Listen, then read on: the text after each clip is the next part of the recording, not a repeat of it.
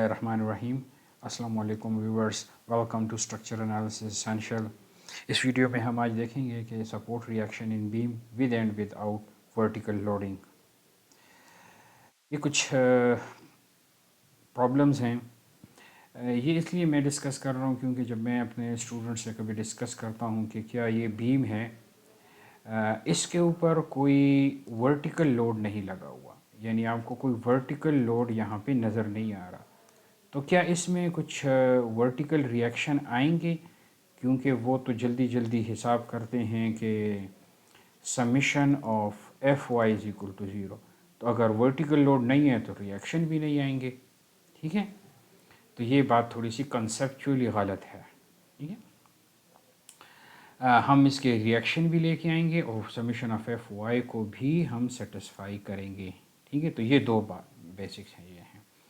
तो ये हमेशा याद रखें कि सपोर्ट रिएक्शन जो है वो दो चीज़ों की वजह से आ सकते हैं।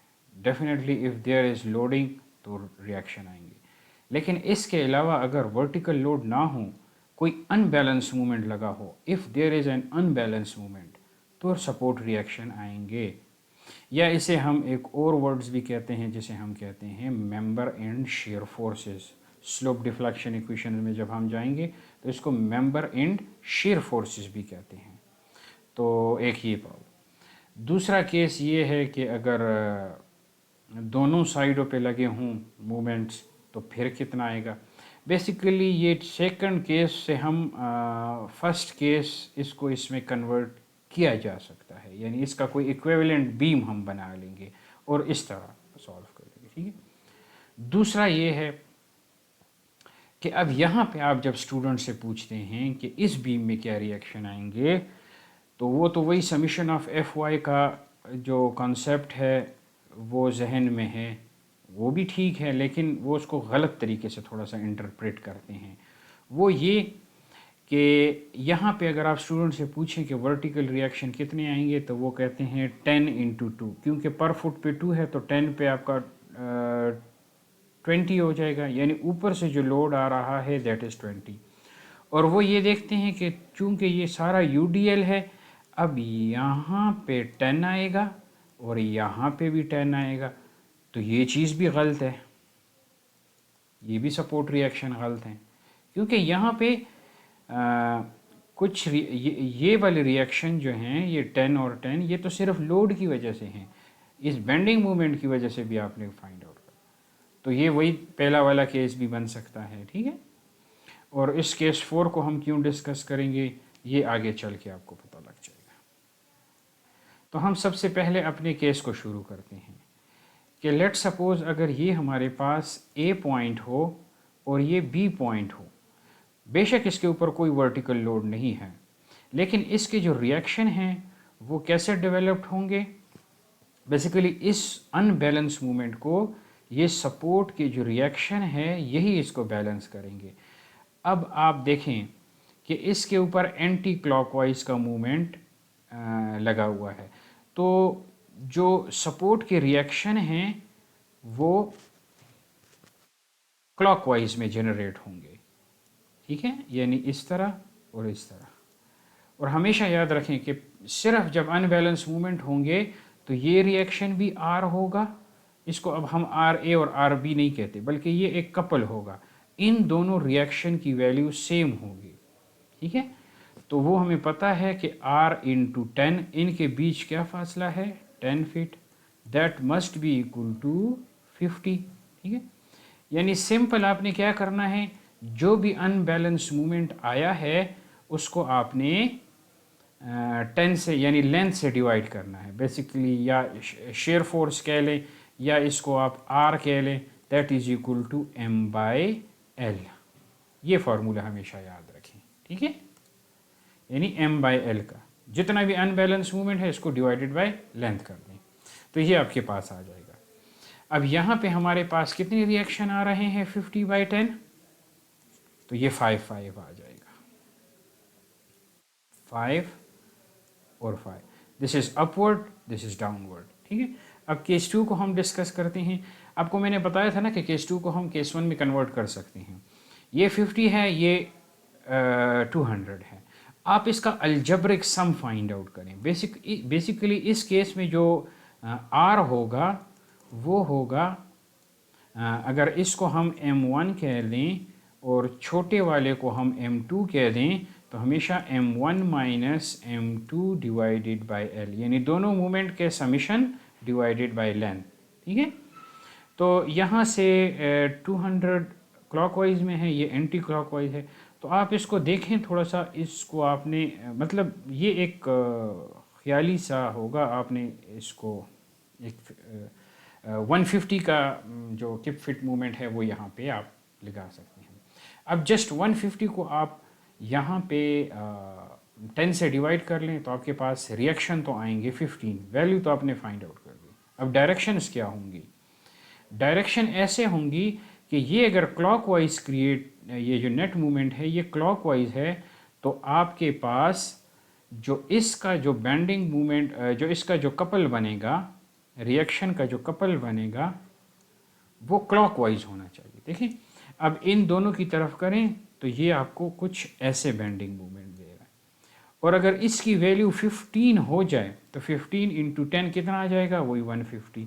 तो 150 क्लॉकवाइज और 150 एंटी क्लॉकवाइज। ठीक है, तो ये आपका समीशन ऑफ m और f। अब देखें इसमें ऑटोमेटिकली आपका समीशन ऑफ एफ वाई जो है वो सेटिस्फाइड है कि 5 ऊपर लग रहा है और 5 नीचे लग रहा है, तो summation of F Y satisfied है। लेकिन ये कहना गलत है कि सिर्फ लोड की वजह से ही रिएक्शन आएंगे, तो अनबैलेंस मूवमेंट की वजह से भी रिएक्शन आते हैं, या जिसे हम मेंबर एंड शेयर फोर्सेस कहते हैं। अब यहाँ पे आपको मैंने बताया था कि जब स्टूडेंट से आप पूछें कि इसका क्या आंसर आएगा तो वो बस 10 इंटू 2 कह देते हैं, ऊपर से 20, 10 इधर 10 इधर, क्योंकि सिमेट्रिकल सेक्शन है, सिमेट्रिकल लोडिंग है, तो ये भी गलत है। वो बात एक लिहाज से इस तरह ठीक है कि आप इसका फाइंड आउट करते हैं रिएक्शन ड्यू टू लोड, सिर्फ लोड की वजह से 10 और 10, तो ये 10 रिएक्शन की वजह से आ गई। 50 की वजह से वही कि अगर ये क्लॉकवाइज है तो इसका जो कपल होगा वो ऊपर और नीचे, यानी इसको ये रेजिस्ट करेगा, ये 5 इंटू 10 50 आ जाएगा। ठीक है, अब यहाँ पे आपने नेट रिएक्शन फाइंड आउट करना है, तो 10 ऊपर की डायरेक्शन में, 5 भी ऊपर की डायरेक्शन में, दोनों को प्लस कर दी, 10 ऊपर और 5 नीचे। तो अब 10 ज़्यादा है तो डायरेक्शन तो आप ऊपर लगा दें और इन दोनों का समीशन ले लें। ठीक है, तो 5K आ जाएगा। ये चीज़ हो गई। अब ये तो आसान था कि हमारे पास कोई सिमेट्रिकल लोडिंग था, हमें पता लग गया कि ये 10 और 10 आ जाएगा। लेकिन बाज़ केसेस में आपके पास 3 और 7, अब आप इसमें पता नहीं लगा सकते कि 50 का कितना पोर्शन इधर आएगा और 50 का कितना पोर्शन इधर आएगा। तो इस केस में आप रिएक्शन जो है, अब ये जो है ना, ये आप केस 1, केस 2, केस 3, केस 4 सब के लिए ये तो एक बहुत ही जर्नलाइज मेथड है। ठीक है, ये जर्नलाइज मेथड है कि आप किसी भी मूवमेंट पे पॉइंट पे summation of m is equal to 0 ले लें और यहाँ पे इज इक्वल टू का निशान डालें, जो एक जैसे मूवमेंट है उनको एक साइड पे रखें और जो दूसरे हैं। अब देखें ये 50 जो है क्लॉकवाइज है और आर भी ये भी क्लॉकवाइज बना रहा है, यानी इस किस्म का मूवमेंट बना रहा है, तो इन दोनों को हमने इक्वेशन की एक साइड पे रख दिया। 50 इंटू 3 इसको हमने इक्वेशन की दूसरी, क्योंकि ये ऐसे मूवमेंट बना रहा है। ठीक है, और सॉल्व किया कर दिया, ये आ गया और समीशन ऑफ एफ वाई लगा के हमने ये 10 और 40 फाइंड आउट कर लिया। अब इसको आप दूसरे तरीके से भी कर सकते हैं। लेट सपोज आपके पास अगर यहाँ पे आप ऐसे अभी जब हम कर, ये हम बेसिकली एक किस्म का लॉ ऑफ सुपरपोजिशन लगा रहे हैं। ठीक है, लॉ ऑफ सुपरपोजिशन सिंपल अल्फाज में वैसे ये है कि अगर आप एक बीम बनाएं, इसके ऊपर कोई दो लोड लगे हुए हैं P1 और P2, और आपसे कोई कहे कि रिएक्शन फाइंड आउट करो, तो इसको आप ऐसे कर सकते हैं कि एक टाइम पे आप एक लोड लगा दें P1 प्लस फिर इसका दूसरा बना दें और यहाँ पे आप P2 को लगा दें। अब इसकी वजह से जो रिएक्शन आएंगे उनको आप किसी डैश से ज़ाहिर कर दें, जिस तरह मैंने ये ज़ाहिर किया हुआ है कि मैंने सिर्फ लोड की वजह से जो है वो किया है। ठीक है, तो और यहाँ के जो रिएक्शन हैं जो P2 की वजह से आएंगे इनको आप डबल डैश का नाम दे दें, जो कि मैंने यहाँ किए हुए हैं।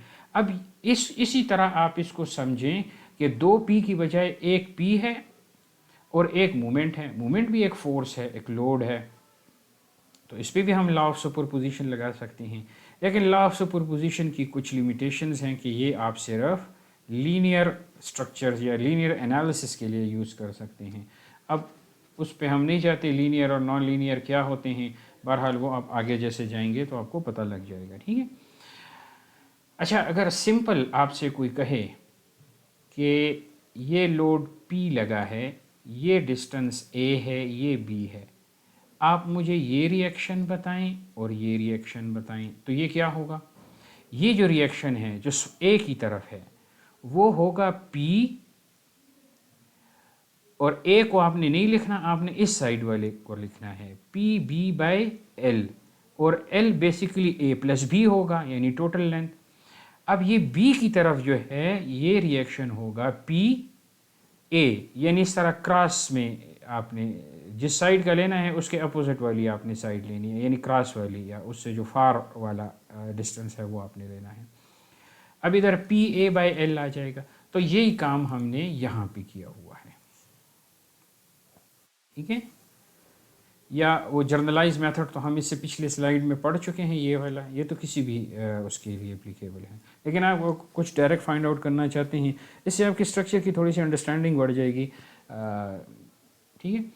अब यहाँ पे ये P हमारे पास 50 है और ये, अब बेसिकली RA जो है ना, ये RA जो है that is equal to RA dash plus RA double dash, ठीक है। क्योंकि इसमें तो हम फाइंड आउट कर चुके हैं कि RA जो है वो हमारे पास कितना आ रहा है,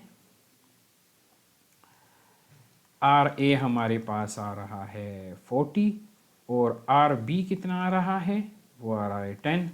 तो यही आंसर तो हमने दूसरे मेथड से भी लेके आने।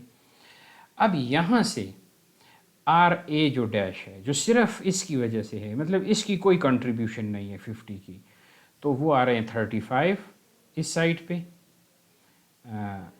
और 15 आ रहा है RB पे, ठीक है, यही फॉर्मूलेशन लगा के।